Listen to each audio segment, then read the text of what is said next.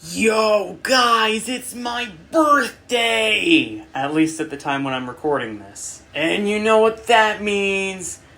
We're not only celebrating me, but I'm also gonna be celebrating you guys.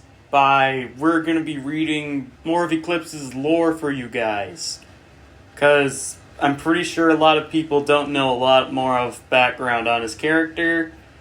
And if this gets quite popular, and if people like it, I'll do my new EXE4 Lawrence lore, and I'll dive more into him. So, I'm gonna read some lore for Eclipse, and there's gonna be multiple parts of this. So, if you guys want a part 2, you guys are gonna want to like and subscribe for a part 2, and possibly even a part 3 if we even get to that point. So yeah, happy birthday to me, and let's start reading the official lore of Eclipse. Another day again, just working out in the fields. Suddenly my father walked up to me. "Hey, kiddo." Put his hand on my shoulder. "How have you been?" I look into his eyes, seriously. "What do you mean? Is there something wrong?" He looked away for a moment and shrugged, then chuckled a bit. "No, silly, I'm fine. Just a little bit tuckered out, that's all." He picked up his gardening tools and I walked back to the house with him. "What do you think your mother's making for dinner?" I shrugged. I've been living with my family ever since I was born. Born on our own planet, with a bunch of other civilians. Not the most advanced society, but it was tolerable and was able to be lived in. Nothing but a lot of fields as far as the eye could see. Able to make crops and sell goods. More old-fashioned than most other places.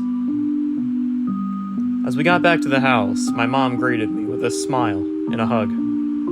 "You're just in time for dinner, sweetie." I could smell the fumes of what seemed to be a blueberry pie coming from the oven.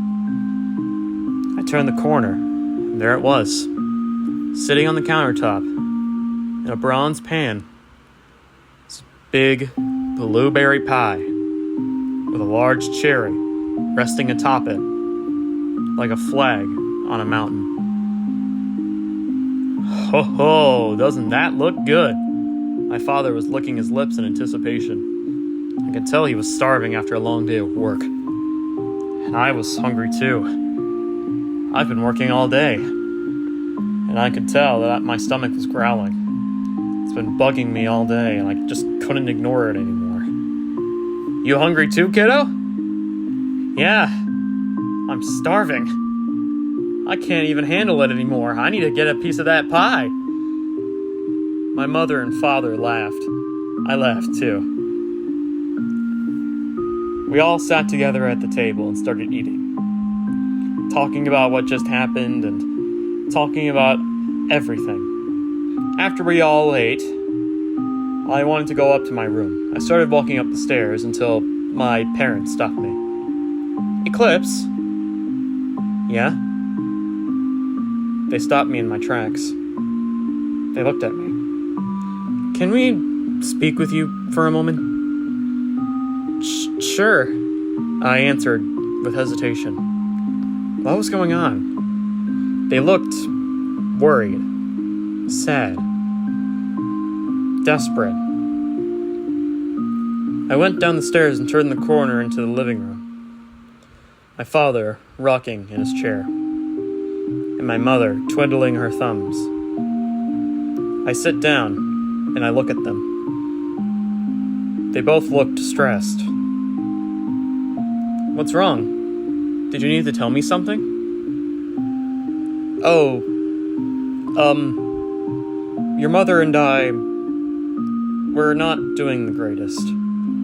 I thought they were going to be divorced, but I let them continue talking. We can't pay off a lot of things. We're just not getting as much funds as we need. And the crops aren't really doing the greatest this time of year. It's too hot and we're not getting enough rainfall.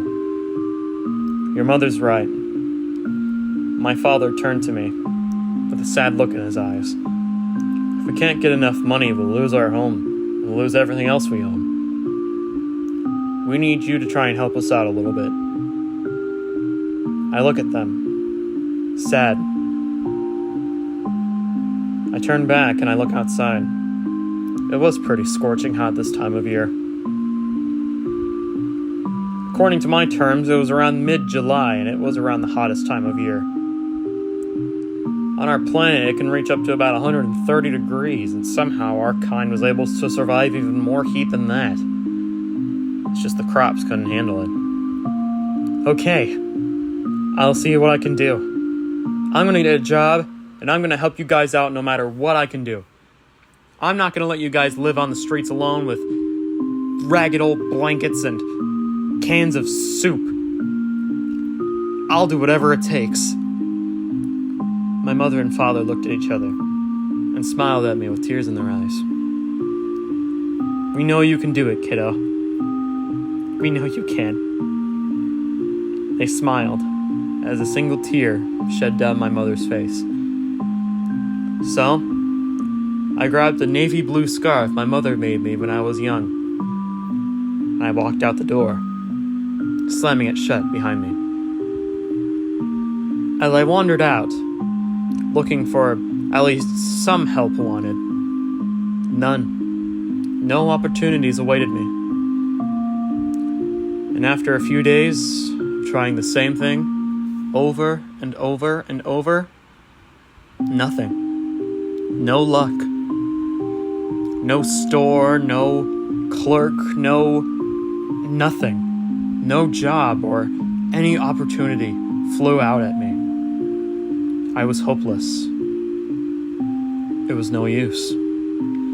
I walked back home, shoulders heavy, head down, feet scraping against the ground.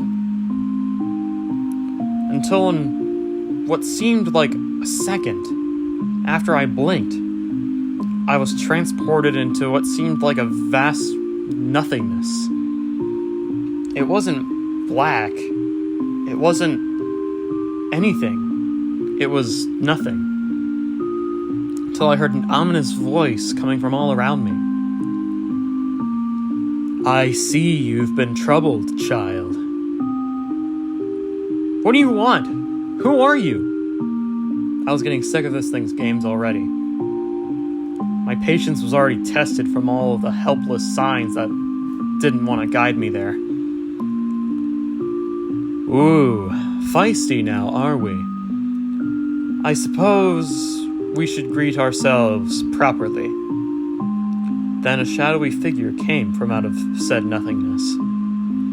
With a more void-like body, violet and starry-like wings, and a singular eye that looked like it peered directly into my soul. Who are you? I am the one who can help, is all it said. Can I at least get a name? It said nothing. You need wealth, correct? I nodded. I was speculative, but I answered all the same. I believe I can help you with your deeds, but it'll cost you. How so? I began to listen, and it answered. If you help me, I shall give you the financial aid you need for you and your family. If you fail, your loved ones and everything else will be mine for the taking. Understood? This entity pulled out its hand, gesturing for a handshake of approval. I stared at its hand, then back at its face, then back down and up again. It gestured its hand again, and then I shook its hand. Okay, what do you want me to do? Excellent. He pointed his finger towards a weird warped-like portal I need you to collect souls of the damned for me. For what? To do what? It's to feed our master. Who's the master? He pointed at me, and then pointed around. They are the master. The void was the master. They do not speak any such language.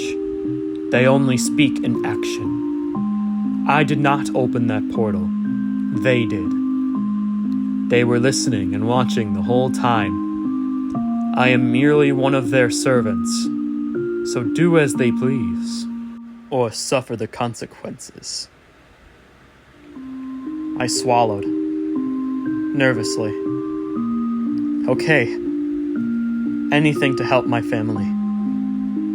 Good child. Then, the mysterious entity left without a trace. And as I stepped into the portal, I thought to myself one last time, this is for you, Mother, Father.